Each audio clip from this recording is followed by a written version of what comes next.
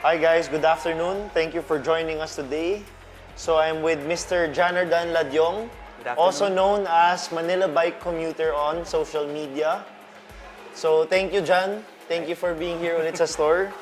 So congrats, it's been 3 days since you won your case, which will be the topic of conversation actually today dito sa segment na to. Go through the feelings na lang. Kamusta after 3 days? Kasi naalala ko nung Monday, nagsishare ka sa amin sa group chat na kinakabahan ka sa magiging resulta. So, para lang, how are you feeling? Actually, nung before that, medyo kampante naman ako na mananalo ako sa kaso kasi ang dami kong ebidensya against him. Pero, syempre, di ba dumating August 1, dumating yung dun sa dismissal nung reckless imprudence. So parang medyo kinabahan ako na baka ganun din yung mangyari. So, yun lang naman. Pero, mas mataas pa rin yung feeling ko talaga na mananalo siya kasi nga, ginawa naman talaga niya yung ginawa niya. Okay. That can't be denied. Sige, so take us back to that, so sa araw ng incident, how it started, how it developed, how it ended up sa korte, bakit umabot doon? Kasi marami sa mga nanonood siguro, hindi aware ano ba itong pinag-uusapan natin. So, guys, si Janardan kasi, yung social media page niya, syempre may personal life si Jan, pero yung sa social media page niya, which is Manila Bike Commuter, we're here now sa Pop Cycle kasi he's one of our main partners when it comes to content, when it comes to collaboration with the content we put out. So, but Janardan has his own page kasi, itong Manila Bike Commuter. Just to give you a summary, Manila Bike Commuter is a page, almost like a media page now, which focuses on yung mga happenings sa kalsada through his own point of view. So, yung trademark videos ni Janardan is with his Insta360 camera. May 360 view nung nangyayari sa kalsada habang nagbibisikleta siya. And sinishare niya yan dyan sa page niya. Sinishare niya yung mga kamusta yung ruta, kamusta yung biyahe, kamusta yung ibang motorista, and kamusta yung overall journey niya, yung overall commute niya sa araw na yon. So, I would say half of the time, I hope madagdagan, it's positive naman. Kaya lang sa what we love about the page kasi ni Janardan, it's very raw, it's very real. Kung may masamang nangyari sa kalsada, isi-share niya yan. Kuwari, kamusta ba sa ruta na yan? Paano ko ba maiiwasan yung mga naging problema ni Janardan? So, he has to keep it balanced. Yung mga positive, syempre may positive rin. Hindi ka naman magbabike commute kung hindi mo na-enjoy, di ba? Pero may negative rin. And unfortunately, recently, it's actually not recently, 1 year na ongoing yung case. 14 months ba? 14 months. So, a year and 2 months bago nagka-final decision yung korte. So, this was what? An incident from 2023.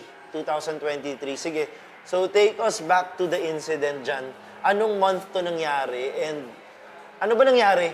What started it? Okay, so, yun nga, looking back, parang hindi nagkataon na nagkita kami. Sinadya niya? May chance sige, na... sige. So, kwento mo dyan. Go. Yun nga, June 19, 2023, nagbabike ako pa uwi. Nasa kanto na ako ng Ortigas at Wilson. So, turning left yun. Nasa left turn lane ako. Tapos siya rin, nandun sa left turn lane. Parang may motor lang sa gitna namin. So, nakita niya ako. Tapos lumapit siya. So, tinanong niya nga, Manila Bike Commuter. So, ako naman, usually, pag may nagtanong, sasagot ka ng oo. Kasi, di ba, parang usually, tatanungin lang nila, uy, nakikita kita sa Facebook or nakikita kita sa social media. Tapos mag-hi, hello lang, ganun lang. So, nung pagkatapos niya sabihin na Manila Bike Commuter, biglang, ikaw yung kinunan mo yung kotse ko na ganito, ganyan. Biglang gano'n na yung sinasabi niya. So, nung time na yon, parang iniisip ko, sino ba to? Bakit? Ano yung pinagsasabi niya? So, habang ina-analyze ko, yun nga, inaalam ko kung ano yung sinasabi niya. So, Yun pala, yun yung April 10 na video na pinost ko. So, June 13, June 19 June 19 yung nagkita kayo. nagkita kami. April video yung nirereklamo niya. Yes, April 10 which was 2 months prior, the incident. April 10. So, yung April 10 na video na yon, simple lang. Actually, sira yung 360 camera ko noon, pero naglagay ako ng GoPro sa likod, tas yung phone ko sa harap.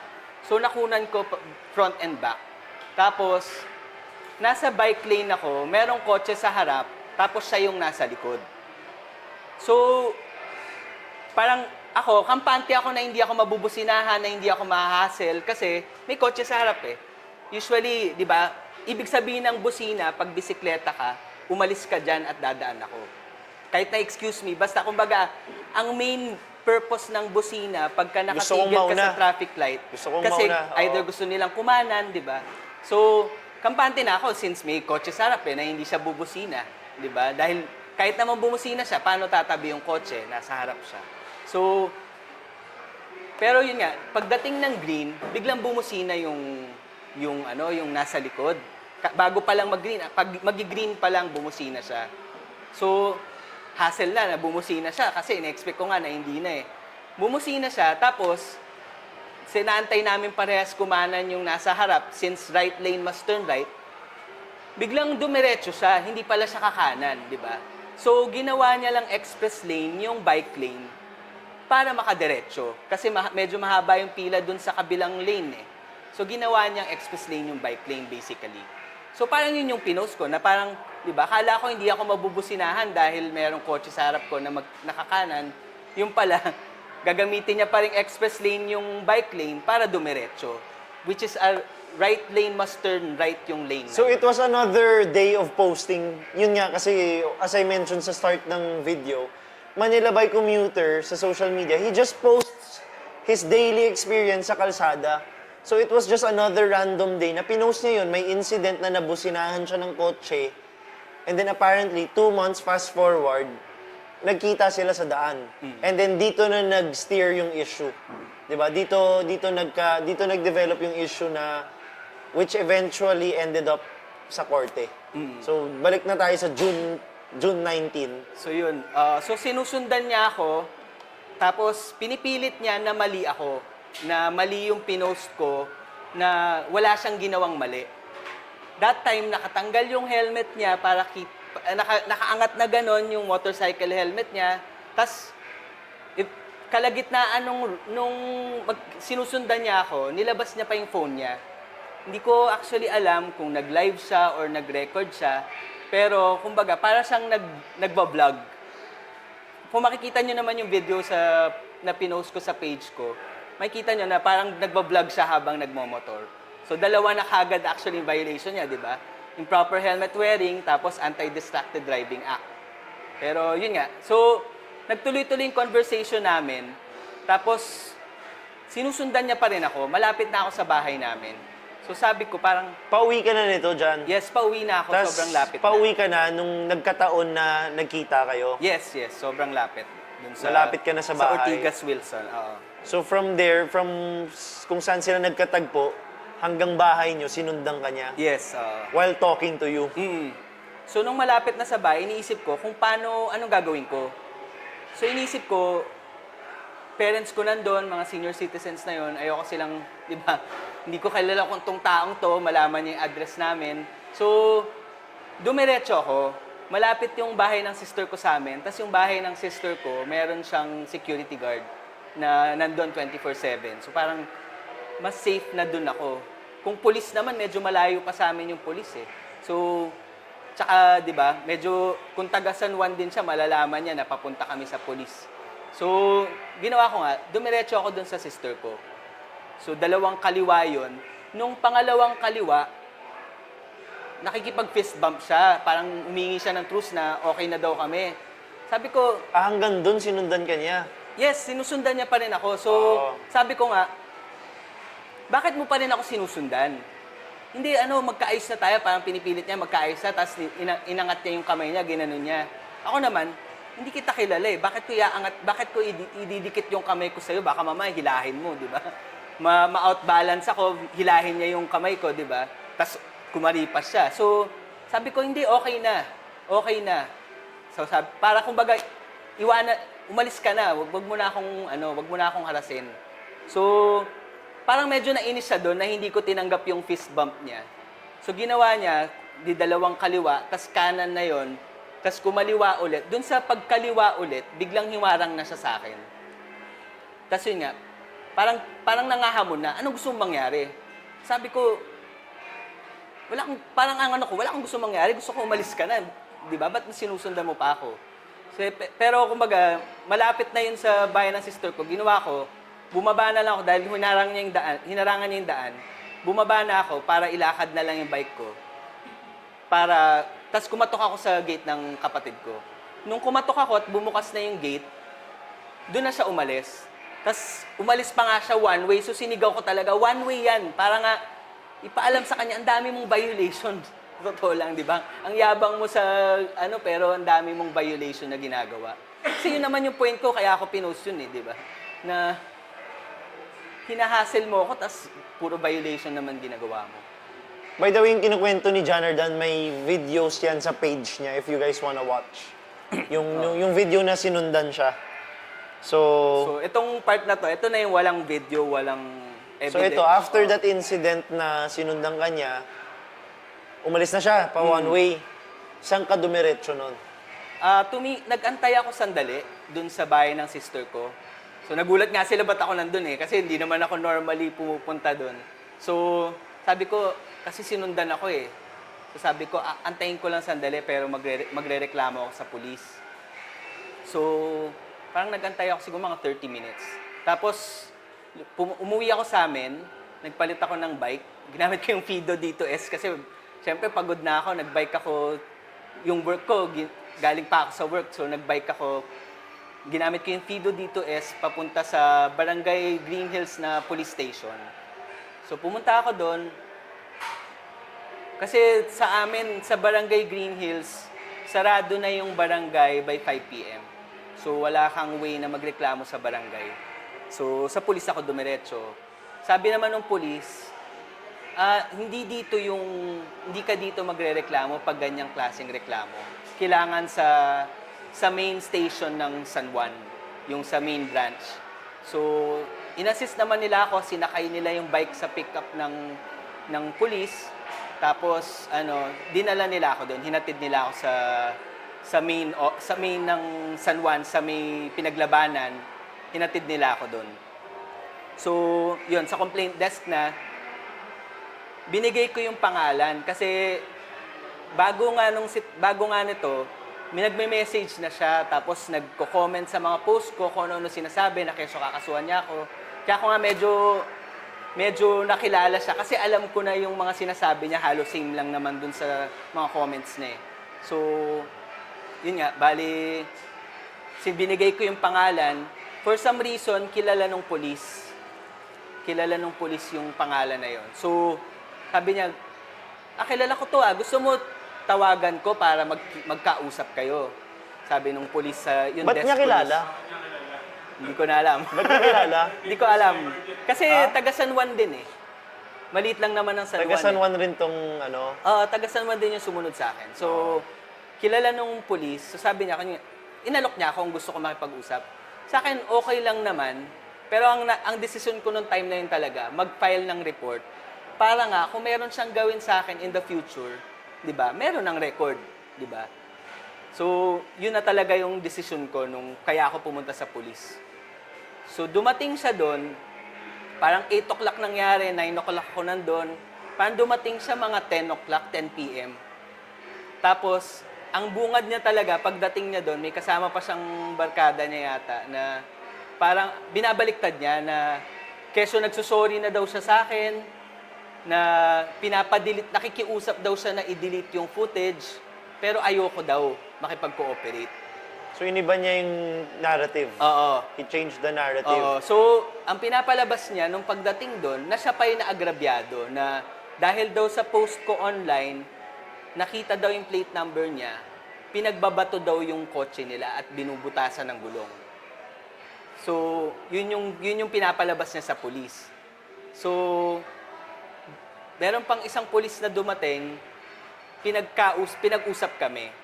So, nangyari, parang gusto niyang, siya pa yung may demands. Gusto niya, i-delete ko yung footage.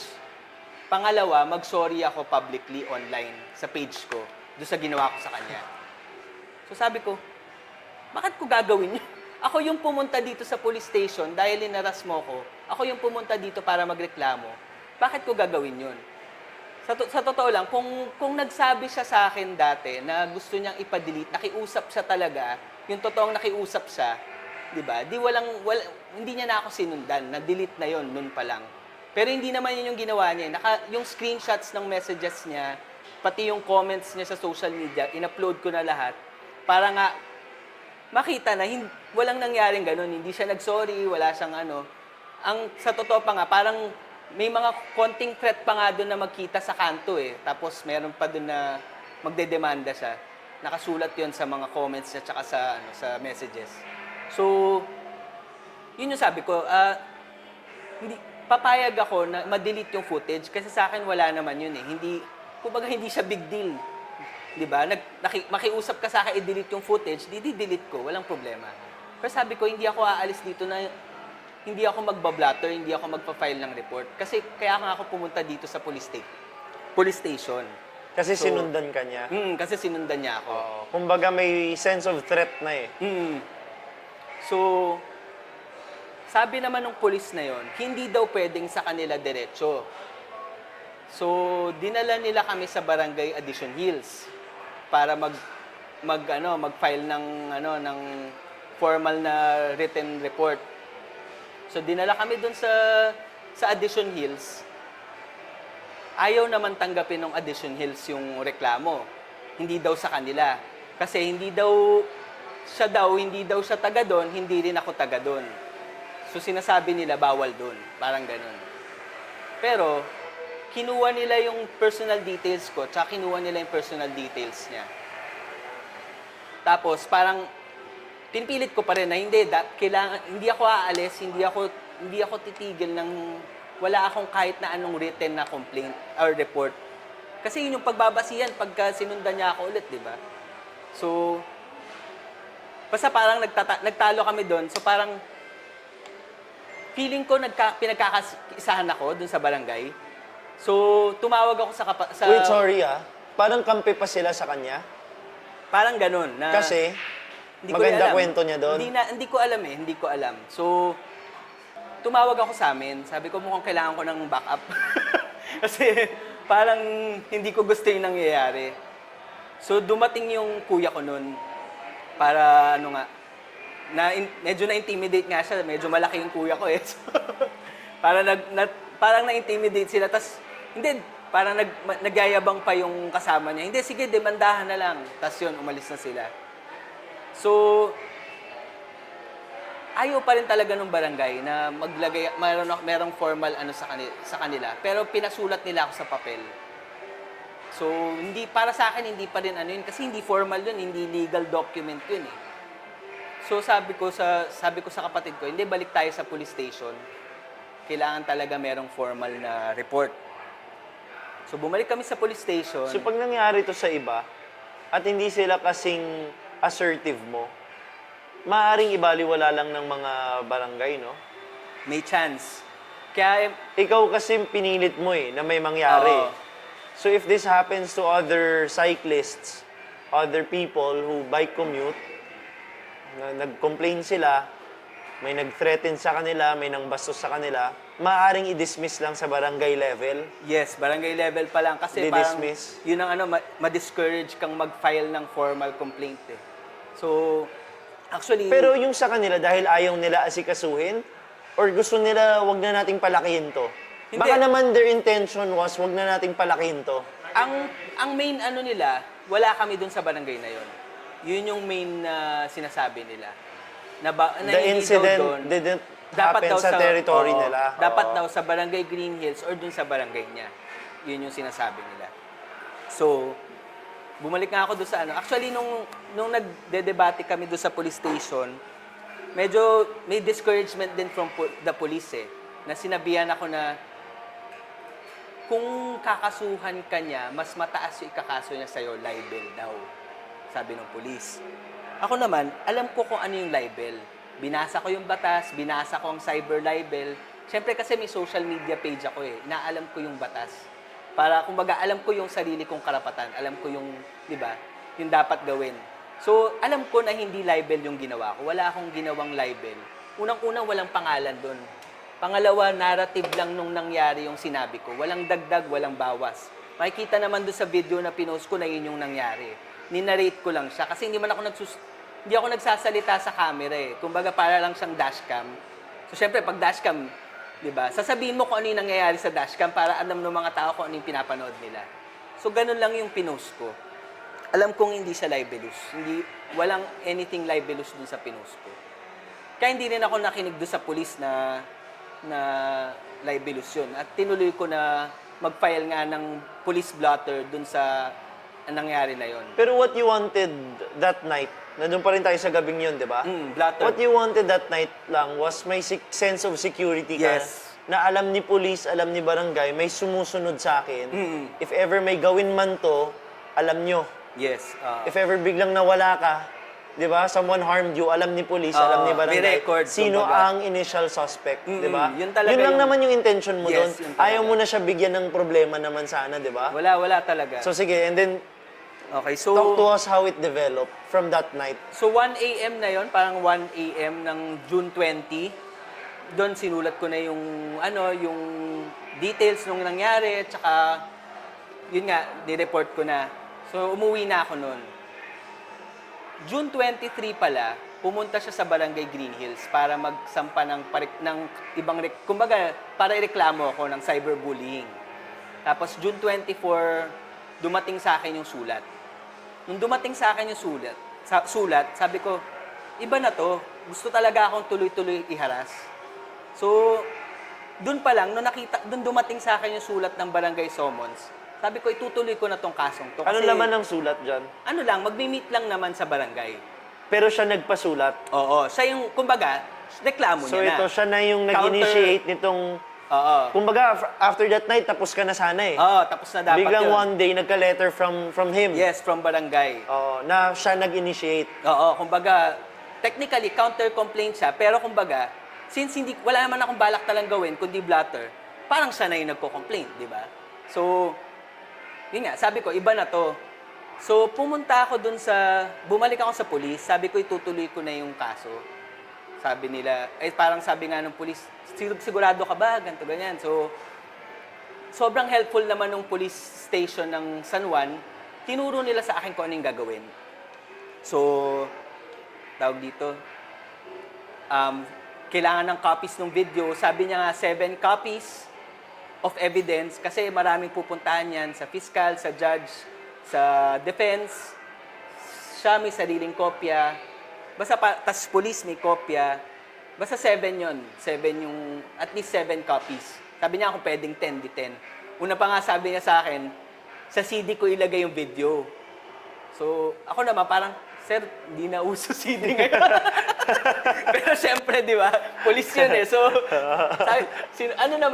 tinignan ko, pumunta ako sa Sir, may Google Drive kayo? Google Pumunta ako Drive na lang. sa Green Hills Mall para magtanong kung meron pa ba CD. nagbo-burn ng CD for evidence. Doon ko lalagay yung mga videos saka yung mga evidence na kailangan sa korte. So, pagpunta ko sa Green Hills, ang mahal 300 yung isang CD na burn. So, 'di ba, ang mahal 300 times 7, times 10 actually kasi 10 ginawa ko. 3,000 na kagad yung CD pa lang. Ay, kung mahal naman ito. Pagtingin ko USB drive na 16 gig, 200 something, 150. Basta kumbaga ang laki ng difference. So, ako na yung nag-decide, nilagay ko na lang sa USB. Tsaka ako pa yung gagawa. Sure ako na lahat nagpe-play sa laptop ko siya ginawa. Kasi ako yung, kumbaga, transfer mo lang yung files eh. Pag sa CD, pag biglang hindi nagpe-play yun, wala na. So ako yung gumawa ng USB drives, nilagay ko USB drives. Tapos yun nga, 7 copies, 10 copies yung ginawa ko. Tapos yun, sinabit ko sa pulis yun. So, in between yun nang nangyayari. Dumating yung unang summons ng barangay. Thursday yung meeting sa barangay pag mga ganyang reklamo. Pumunta ako doon, hindi siya dumating.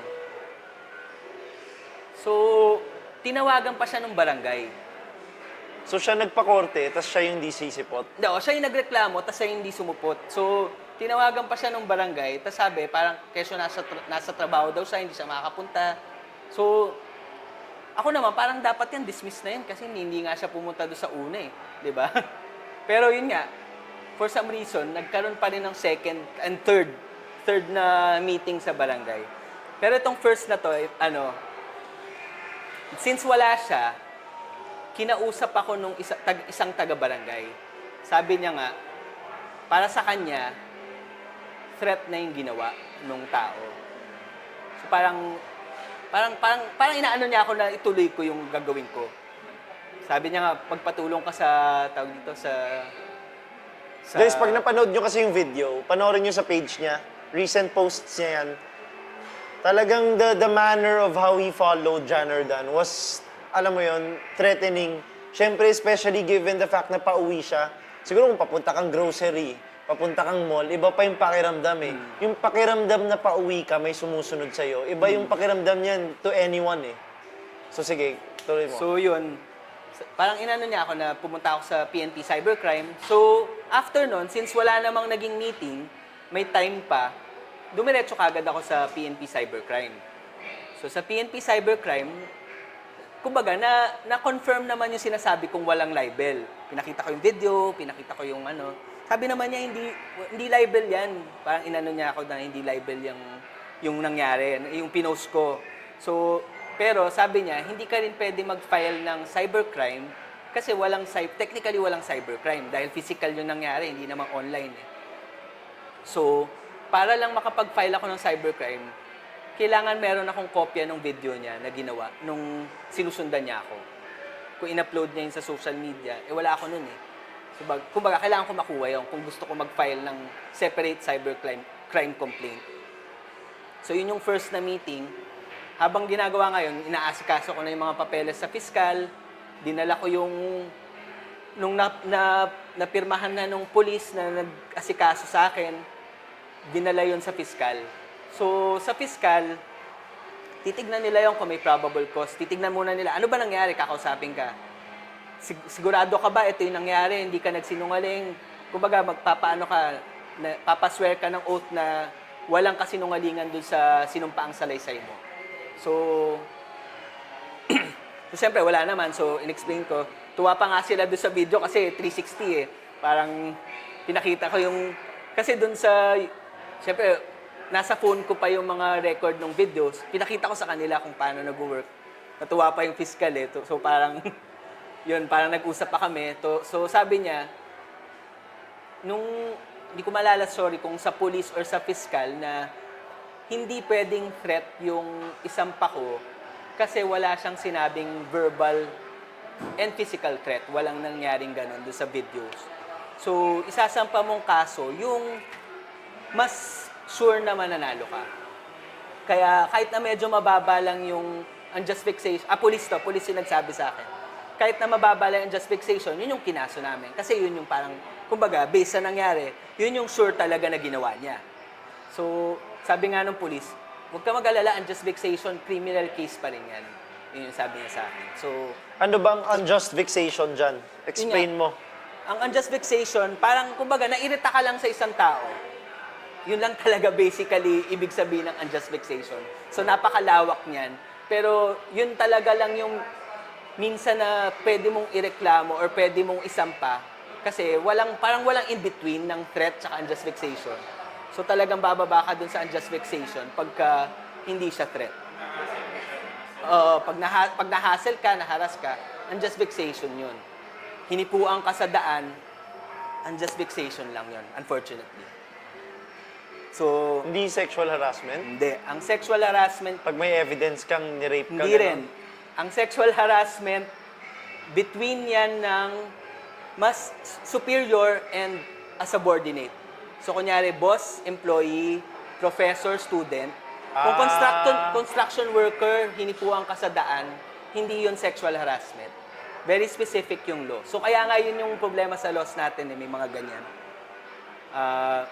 Yun. The confines of the domain. Tapos meron din. Oo, kailangan pasok talaga dun sa nakasulat sa batas kung ano yung definition nung tawag dito, nung kaso na yon para talagang manalo ka. Kasi kunyari, yun, magpa-file ka ng sexual harassment dahil hinupuan ka. Wala yun. Ano kagad yun, madidismiss yun kasi hindi siya pasok eh. So, kailangan pasok talaga yung ano. Usually naman sila yung magbibigay sa'yo kung ano yung pwede mo i-file. Yung police tsaka yung fiscal.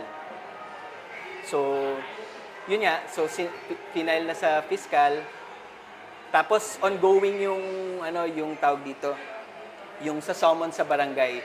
Nung second, wala pa rin siya. Hindi na naman siya dumating. So, tinawagan siya. Nakapunta siya. So, pero inantay ko pa. Parang, di ba? Ikaw yung nagre-reklamo, bakit wala ka dito? So, parang sa akin talaga, yung klase talaga to, nang bubisit lang, nang gugulo lang.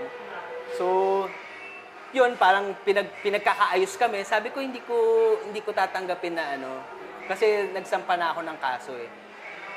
So, parang, yun. So, wala na. Parang inaano nila na bibigyan na siya ng tawag dito, ng kasulatan na pwede na siya magsampa or iangat sa fiscal.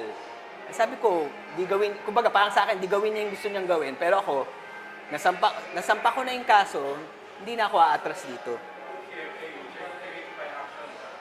Oo, yun yung parang makukuha niya sa barangay dahil nga hindi kami nagkaroon ng agreement. So this day led to nagka-ongoing case from this day forward. Yes. So parang, I think, hindi ko alam kung August ko na-receive yung sulat sa fiscal na, yun nga, merong probable cause, yung unjust vexation, at pwede na iangat sa arraignment at pre-trial. So yun, arraignment, pre-trial, I think September yun. Dumating ako. So, nag-not guilty siya. Pag dalawa lang naman kasi yun, either guilty or not guilty. Siyempre, pag guilty, magdi-deliberate yung judge based sa evidence na pinesent ko at pinesent niya. Tapos na. At usually, mas mababa yun kasi hindi mo na sila pinagod eh. Lalo na kung sure naman na guilty ka, di ba? Usually, pag ganun, guilty na. So, na yun, tapos na yun by then. Kaso lang, nag-not guilty siya. So, nag-not guilty siya, sabi nung tawag dito, sabi nung PAW, nung defense lawyer, kung wala kang lawyer, di mag-apply ka sa PAW, tinuro sa kanya kung paano. You also used PAW No, ang sa akin, or lawyer mo mismo? since nagreklamo ako through the police and the city prosecutor, yung city ang magre-represent sa'yo. Libre yun.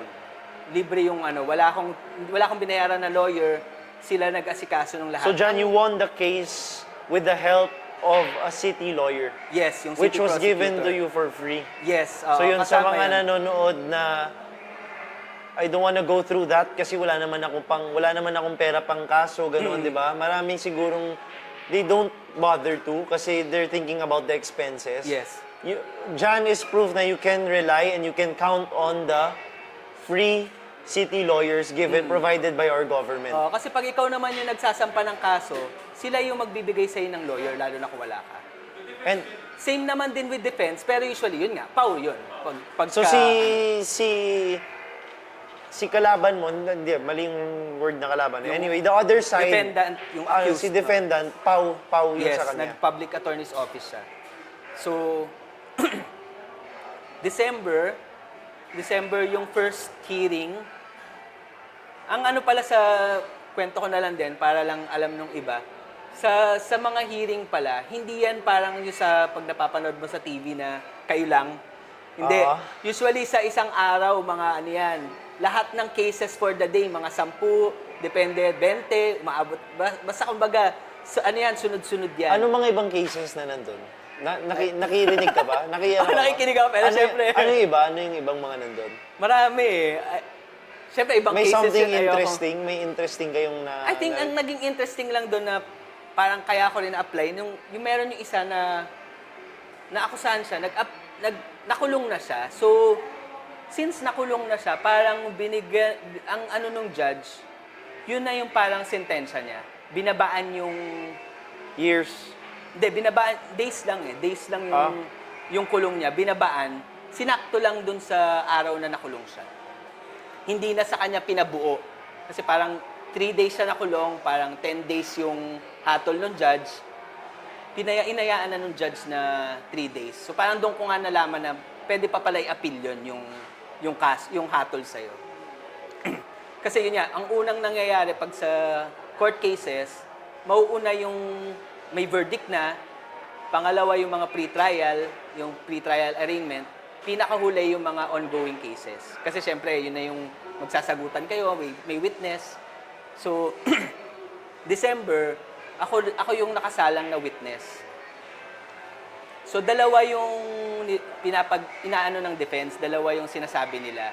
Una, na public personality daw ako, keso since Manila by commuter ako, so, at maraming galit sa akin, so parang inaano nila na hindi, parang ang yan dating, parang normal na mangyayari sa akin yun, parang ganun. So, yun yung isa. Pangalawa, sila yung unang nagsampa ng reklamo, which is kitang-kita sa papeles pa lang na hindi. Dahil yung sa akin, June 20, sa kanya June 23.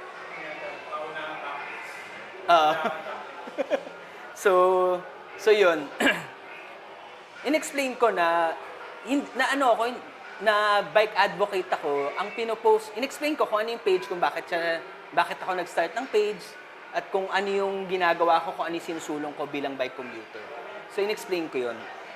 So, yun, parang 2 beses na ako yung nag-witness, dalawang hearing.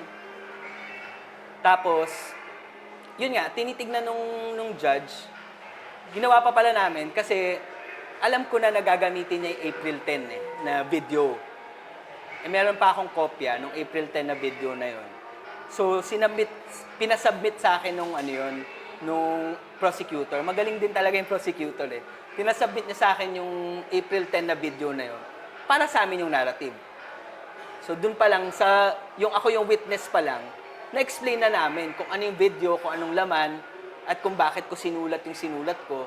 So, kumbaga, sabi pa nga nung judge, where is the accused dun sa video? Kasi, ang makikita mo lang, plate number, van, yung nasa likod ko, gabi pa yon. So, sabi nung prosecutor, precisely, Your Honor. Kasi hindi naman siya kita eh. Hindi siya kita dun sa video. Diba? So, kung hindi siya kita, hindi siya na-identify, di ba? Bakit mo kasi, parang ganun yung dating eh. Ba't mo siya sinundan? Hindi ka Saka I doubt, binalikan yung kotse niya. Di ba? Hindi nga siya kita doon, hindi siya ma-identify doon sa April 10 na video. Yun yung parang na-establish yung unang mga hearing nung sa akin. So, siya naman, siya yung ang pala ang court cases, parang ang usual niyan, once a month. Kasi snail mail pa yung gamit sa system natin. So, pagkatas ng Ano yung gamit? Snail mail. Ano yun? Kumbaga, sulat. Letter. Dadaan sa postal. Hindi ko na nga alam ano yun eh. Lumang term pala ang snail mail. So yun, kumbaga, iaano sa postal office, mapupunta sa bahay mo. So, dahil matagal yun, yung next hearing usually 1 month after. Para pasok siya, parang 2 weeks bago dumating ang snail mail eh. Between San Juan yun From court sa postal ta sa akin, 2 weeks yun. Sanay na kasi tayo sa mga LBC eh. Next day lang or same day eh. So yun. Next, parang January na to, January 2024. This year na. This year na. January 2024. Tawag dito. Siya na yung siya na yung naka-witness sa witness stand. So, meron siya mga pinresentang ebidensya na... Pag ganyan ba kayo magsasalita? Hindi yung lawyer nyo? Hindi, ko-questionin ka, yan, dalawa yan. So, nung nag-witness ako, mauuna yung defense, sila yung magtatanong, cross-examine, tapos susunod yung prosecutor, tapos baliktad naman, parang ganun. Kung kumbaga gusto ko montra ulit gusto kumontra nung prosecutor doon sa sinabi o gusto kumontra ng defense doon sa sinabi, pwede sila kumontra tapos kung tatanggapin ng judge, Kasi parang meron ako mga batas na binabanggit nung witness ako.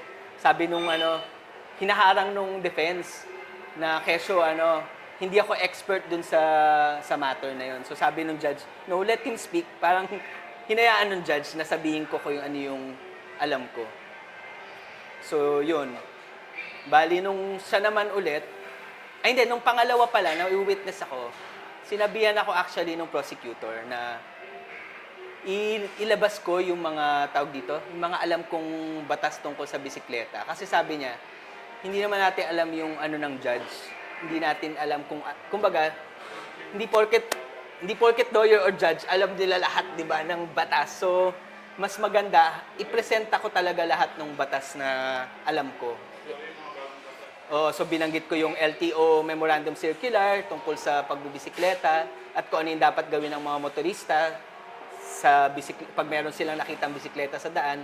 Sinabi ko talaga yon sa hearing. Talagang nakaano yun.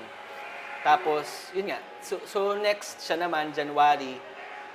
Yung pinapalabas niya na binabato daw yung parang binutasan siya ng gulong tapos nilagyan pa ng signage. Invento niya. Pero, ang nakakatawa doon, May evidence siya nun, wala? private blotter kuno sa Wala isang siyang mall. picture ng butas niyang gulong? Wala. O basag ng salamin? Hindi, wala yung basag na salamin eh. So, imposible nga nangyari. Kasi kung ikaw mabasag salamin ng kotse mo, pipicturean mo, di ba? Bukod pa yon. So, parang merong supposedly sulat na nilagay yung nagbutas ng gulong niya sa isang mall, sa parking. Binutasan daw yung gulong yung van. Tapos nilagyan daw ng signage. Tapos ang nakasulat, kupal ka sa daan, huwag kang dumaan sa bike lane. Parang ganun. Basta parang yun yung note na nakasulat. Pero may picture siya nun. Wala siya nung note, meron lang siyang picture na hindi nababasa ng defense, hindi nababasa ng prosecutor. Diba? Gagawa ka na lang ng ebidensya. So, walang nakakabasa kundi siya. Siya lang yung nakakaalam na yun yung nakasulat dun sa note na sinasabi niya. Picture lang na malabo yung meron siya. So, tapos yung blatter, yung supposedly mall report na nangyaring insidente. So, parang tinanong siya nung yung report na ginawa niya, yung tawag dito, yung mall report, July nangyari. April yung supposedly video, June 19 nung nagkita kami, June 19, dinelete na yung video. So, July nangyari yung supposedly binutasan siya. So, sabi binutasan, pinlatan ng gulong. So, sabi nung prosecutor, walang nangyari nung, di ba April 10, walang nangyari nung April? Wala. Walang nangyari nung May? Wala din. Walang nangyari nung June? Wala din.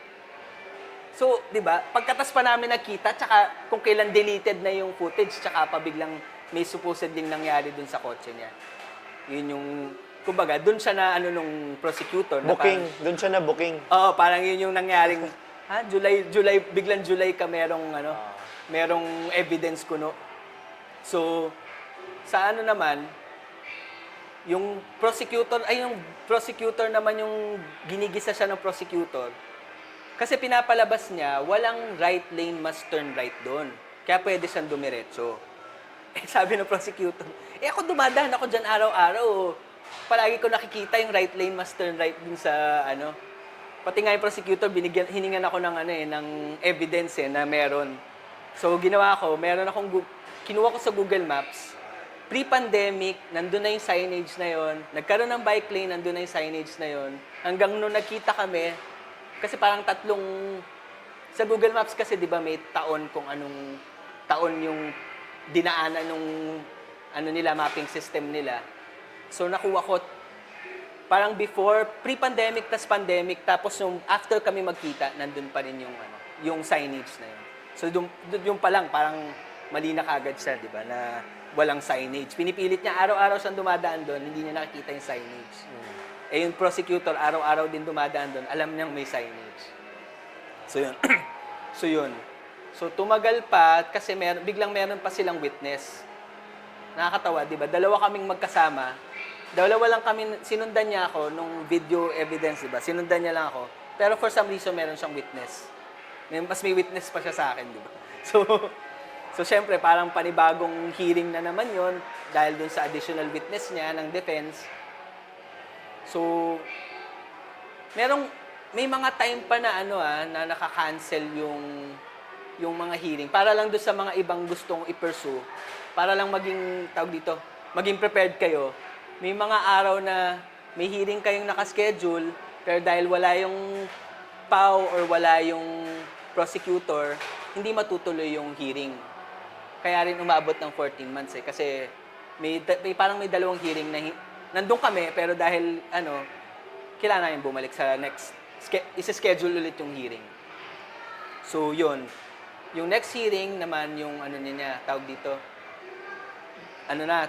defense witness na ulit, na hindi na siya, kumbaga, defense witness. So, ang sumalang doon, kapatid niya. Yung kapatid niya, kaya lang sumalang doon, dahil siya yung nakakita nung April 10 video, at siya yung nagsumbong sa kapatid niya. Kagad siya? Ginisa siya nung prosecutor. Asan ka nung June 19? Nasa bahay po. Anong ginagawa mo? Nanonood po ng TV. Di ba parang, bakit parang ganda na nun? Ba't ka nag-witness kung wala ka naman dun sa nangyari? Tapos, yung judge naman, usually kasi parang nag-i-interject lang yung judge nagdadagdag siya ng mga thoughts niya kung ano yung gusto niya idagdag na tanong. So yung judge yung nagtanong, kailan mo nalaman tong nangyari na merong kaso yung kuya mo? This year lang po. So, tawag nito. So, paano mo nalaman? Sinabihan daw siya. So, hindi mo alam na may ginawa yung kuya mo, na sinundan niya tong taong to. Hindi po. So, parang kumbaga, doon pa lang, parang hindi rin naging in favor sa kanya yung witness niya. So, after nun, dapat meron kaming, magpe-present ng rebuttal witness yung prosecutor, yung sa akin, ako yun. Pero for some reason, hindi kami nagkaintindihan ng prosecutor. Hindi natuloy yun. So, medyo umikli pa nga actually yung hearing kasi nabawasan ng isa na dapat kami. So, parang March yata yun. Ito rin yung dahilan kaya hindi ko masyado naasikaso yung nabangga ako Kasi February yun. Tapos ongoing tong case, parang kakapagod. So, hindi ko talaga actually naasikaso yung tawag dito, reckless imprudence resulting to damage to property and physical injuries ko na kaso.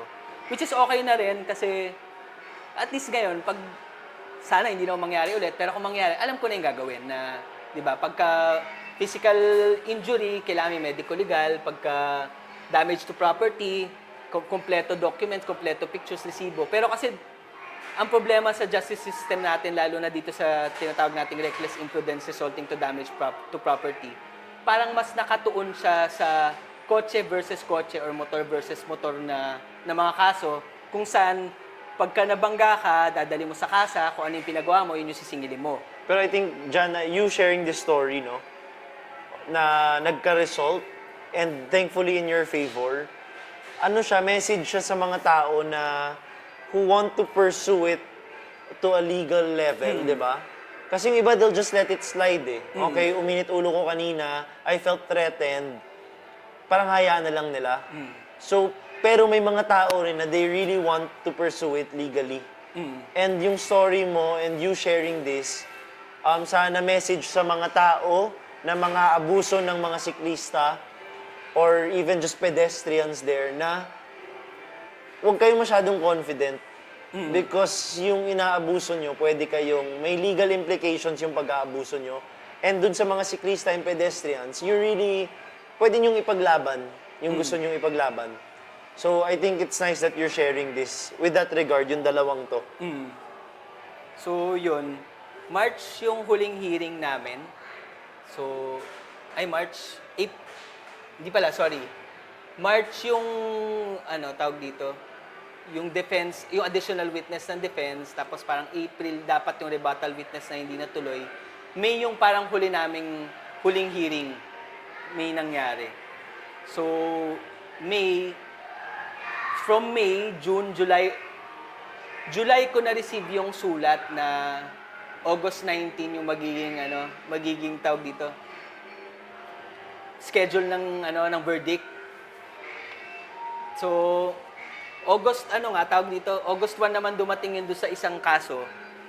Kaya medyo kinabahan ako na baka hindi nga manalo kasi parang nauna yun. So, pero yun nga, pagdating ng August 19, yung verdict naman, kumbaga, in favor naman doon sa akin. Kasi talagang nangyari naman na sinundan niya ako, di ba? So fast forward to Monday, labasan na ng result. So, yun nga, sabi ko, kinakabahan ka that morning. And thankfully, sige Jan, share the results. So, ano yung mangyayari dun sa nang threaten sa'yo na... Tsaka sa mga tao dyan, warning to sa mga tao dyan na akala nyo pwede lang kayo mga abuso ng mga siklista or pedestrians. Dahil trip nyo, dahil you feel more powerful riding a motorcycle, driving a car over our fellow citizens. So, ito na yung verdict, bali 14 pages to. Pero basahin ko na lang yung umpisa tsaka yung dulo kasi nakwento ko na naman yung iba, di ba? So, hindi ko sasabihin yung pangalan. This person is charged with unjust vexation under Article 287, second paragraph of the Revised Penal Code as amended by Republic Act number 100951 under the following information. That on or about the 19th day of June 2023 in the city of San Juan, Metro Manila, Philippines, and within the jurisdiction of this honorable court, the above-named accused, without violence or intimidation, did then and there willfully, unlawfully, and feloniously annoy and vex complainant Janardan Dadyong, while the latter is on his way home riding his bicycle at about 8 o'clock in the evening. The accused on board a motorcycle was tailing him and repeatedly accusing him that the blog he posted on social media was wrong, and accused with the use of his cell phone, took a video of the complainant while the latter is biking. And when the complainant reached the corner street near his sister's house, the said accused blocked his path to his great annoyance and disgust. So yun yung parang pinaka-summary nung decision. Summary na para maintindihan ng lahat. So ito Huwag yung... kayong mangbastos na akala nyo okay lang. Accused denies the accusation against him. He denies vexing the private complainant because he was merely asking the latter to delete or correct the post he wrongly made against him or his car. He had no intention to harm the private complainant as shown by his removing his helmet and by offering a fist bump. He denies blocking the path of the private complainant. He claims the instant case was filed in retaliation for the cyberbullying complaint he filed on June 23, 2023. So yun yung parang defense niya. Evidence, specifically the videos taken by the private complainant's 360-degree camera, clearly shows that accused, while on his motorcycle, approached private complainant who was riding his bicycle, conversed with him, naka-bold to conversed with him by telling him, among others, that his post was wrong, followed him, and blocked his path upon reaching the corner of the street where his sister's house is located. This cannot be denied. Accused was charged with unjust vexation under paragraph 2, so yun na yung kanina, Article 287, light coercions. Any person who, by means of violence, shall seize anything belonging to his debtor for the purpose of applying the same to the payment of the debt shall suffer the penalty of arresto mayor in its minimum period and the fine equivalent to the value of the thing, but in no case less than 15,000 pesos. Ito yung talaga sa akin. Any other coercion or unjust vexation shall be punished by arresto menor or a fine ranging from 1,000 pesos to not more than 40,000 pesos or both. Unjust vexation is a form of light coercion which is broad enough to include any human conduct, which, although not productive of some physical or material harm, would unjustly annoy or irritate an innocent person. It is an offense defined as anything that annoys or irritates another without justification. The paramount question to be considered in determining whether the crime of unjust vexation is committed is whether the offender's act caused annoyance, irritation, vexation, torment, distress, or disturbance to the mind of the person whom it is directed. Ito, naka-bold ulit. The main purpose of the law penalizing coercion and unjust vexation is precisely to enforce the principle that no person may take the law into his hands and that our government is one of law, not of men. It is unlawful for any person to take in his own hands the administration of justice.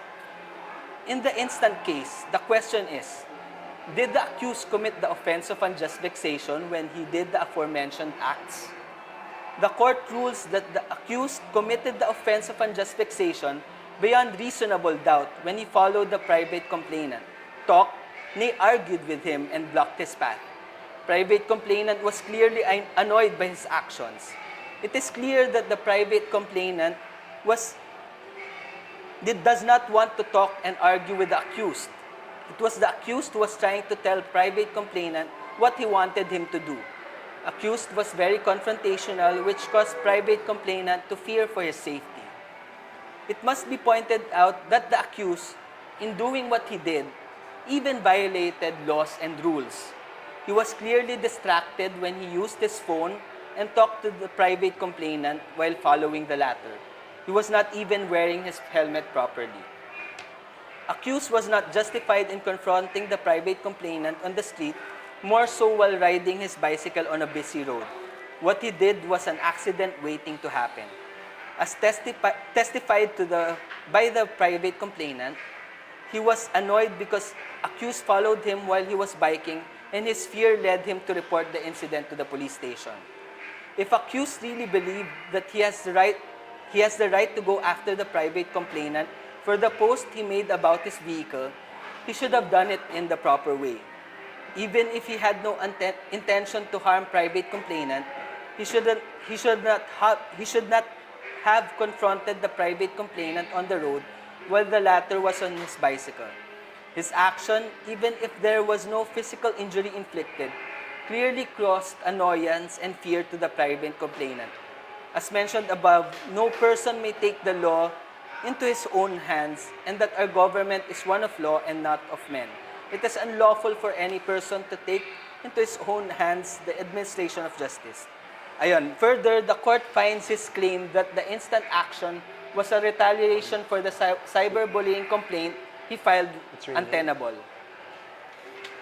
So the penalty imposed by the revised penal code for unjust vexation is arresto minor or a fine ranging from 1,000 pesos to not more than 40,000 pesos or both.